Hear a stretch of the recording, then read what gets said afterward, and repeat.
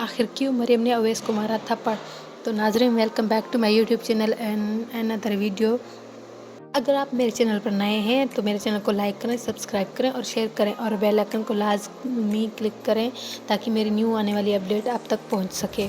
नाज़रीन, जैसा कि आपने देखा, अवैस कहता है मरियम से कि हम दोबारा शादी कर लेते हैं। इसी बात पर मरियम को गुस्सा आ जाता है और वो मरियम जो है अवैस को थप्पड़ मार देती है। मरियम कहती है मुझे नहीं पता था तुम इतने बेगैरत हो।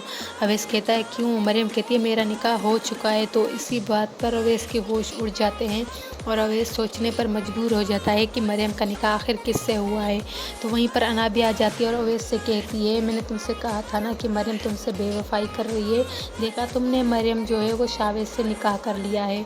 तो अवैस इस बात पर सोचने पर मजबूर हो जाता है क्या मैंने सही किया था मरियम को तलाक देकर, या अनाबिया की बातों में आकर मैंने ऐसे ही जल्दबाजी कर दी।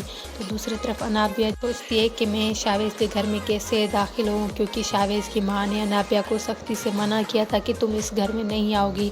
लेकिन अब अनाबिया सोचने पर लगी है कि मैं कैसे उसके घर जाऊँ। तो उसे याद आता है कि मरियम की वजह से वो जाती है मरियम से मिलने और उसे कहती है बाबा साहब मेरे ख्वाब में आए थे, तुम मरियम से मिलने क्यों नहीं जाती। तो मरियम को इमोशनल ब्लैकमेल करती है।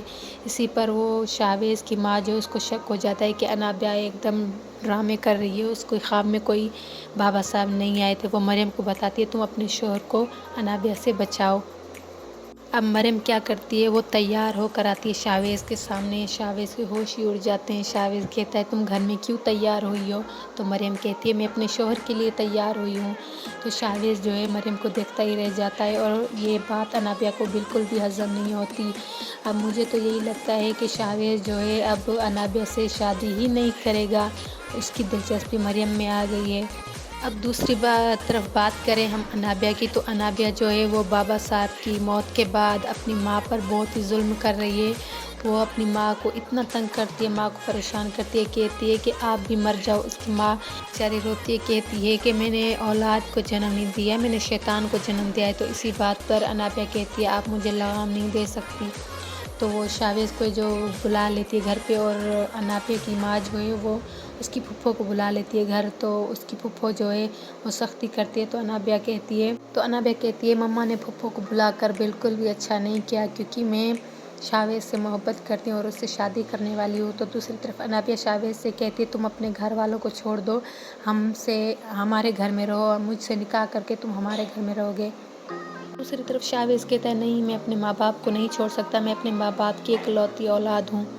और अब जब ये बात सुल्ताना को पता चलेगी कि शादी के बाद शावेज जो है वो शादी के बाद अनाबिया के घर में रहने वाला है, तो सुल्ताना जो है ये शादी होने भी नहीं देगी। अब जो है वो अनाबिया अवैस को भड़का रही है।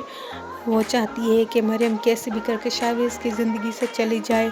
अब देखना ये है क्या अनाबिया शावेज की ज़िंदगी से मरियम को निकाल पाएगी या इसका उल्टा ही होगा। ड्रामे में एक और नया ट्विस्ट आएगा जो शावेज जो है वो अनाबिया से शादी नहीं करेगा। जब सच्चाई सामने आएगी अनाबिया की तो क्या होगा इस ड्रामे में,